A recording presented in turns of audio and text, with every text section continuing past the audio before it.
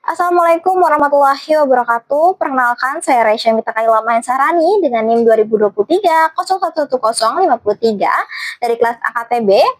Di video kali ini saya akan menjelaskan terkait tugas mata kuliah Tata Kelola Perusahaan dan Manajemen Risiko dengan dosen pengampu Bapak Dr. Ari Eksandi, SEMAK. Berikut ini merupakan video penjelasan. Baik, untuk soalan pertama kita akan membahas studi kasus, yaitu diambil dari PT FKS Food Sejahtera Tbk. Nah, jadi perusahaan ini menjadikan Good Corporate Governance atau GCG itu sebagai landasan utama dalam seluruh kegiatan usahanya. Nah, komitmen ini diwujudkan melalui pembentukan organ perusahaan, komite-komite, serta juga sistem pengawasan yang memastikan bahwa tata kelola ini berjalan, lalu juga transparan, terukur, dan juga konsisten. Nah, dalam hal ini perusahaan juga menegaskan kepatuhan terhadap regulasi, termasuk UU Perseroan Terbatas, UU Keterbukaan Informasi.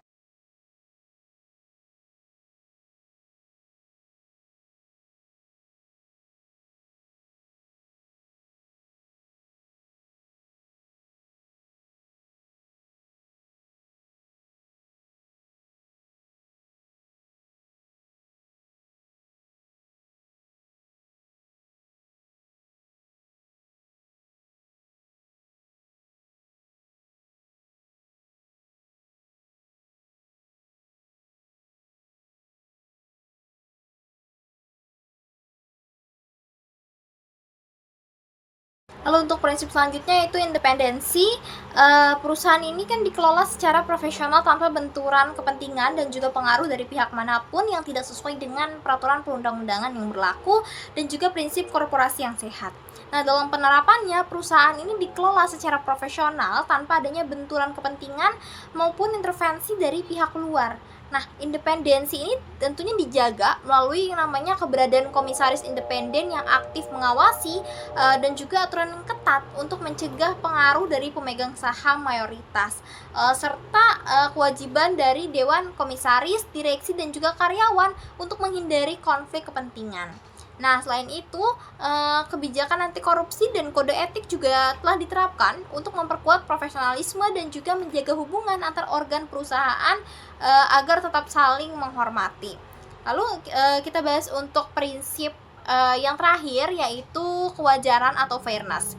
Nah, yaitu merupakan perlakuan yang adil dan juga setara di dalam memenuhi hak-hak stakeholder yang timbul berdasarkan perjanjian serta peraturan perundangan yang berlaku.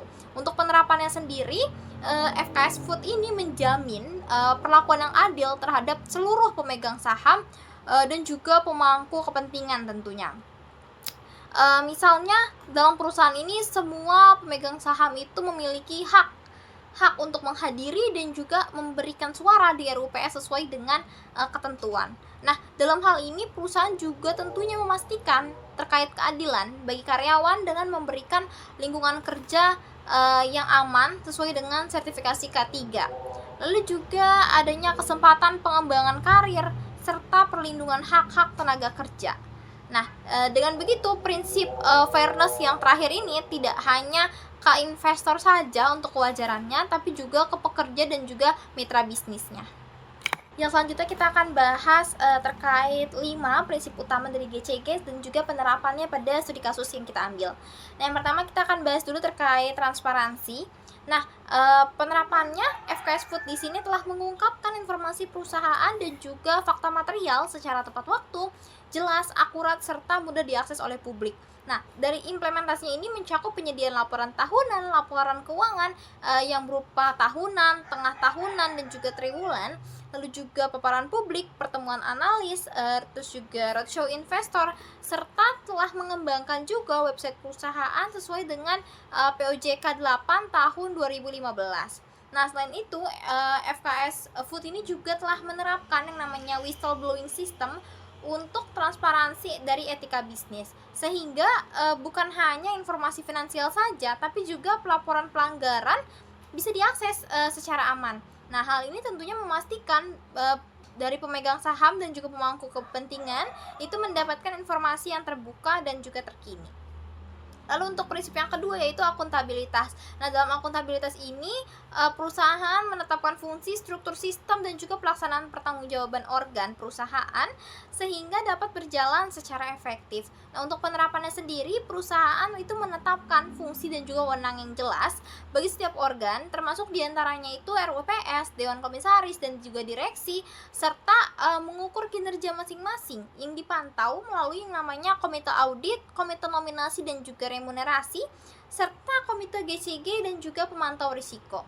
Nah, di sini FKS Food juga tentunya menerapkan prinsip kehati-hatian serta kepatuhan pada hukum dalam sistem pengendalian internal dan juga manajemen risikonya, sehingga dari setiap keputusan itu dapat dipertanggungjawabkan. Oke, kita bahas prinsip selanjutnya yaitu tanggung jawab atau responsibility. Nah, tanggung jawab ini merupakan kesesuaian di dalam pengelolaan perusahaan terhadap prinsip korporasi yang sehat serta peraturan perundangan yang berlaku, termasuk dengan tanggung jawab sosial perusahaan. Nah, penerapannya di FKS Food sendiri yaitu mematuhi anggaran dasar dan juga peraturan yang berlaku, lalu juga melaksanakan kewajiban keterbukaan informasi, serta menjalankan tanggung jawab sosial perusahaan atau yang biasa kita kenal dengan CSR yang terkait dengan kesehatan, lalu juga pendidikan dan juga lingkungan. Nah, lalu dari tanggung jawab ini sertifikasi seperti ISO 22000 yaitu terkait keamanan pangan, lalu juga FSSC 22000, Halal Assurance dan juga Proper Biru dari Kementerian Lingkungan Hidup juga menunjukkan komitmen perusahaan pada prinsip bisnis yang sehat sekaligus pada aspek sosial dan juga lingkungannya. Baik, sekian video penjelasan dari saya. Kurang lebihnya mohon maaf. Terima kasih atas perhatiannya. Wassalamualaikum warahmatullahi wabarakatuh.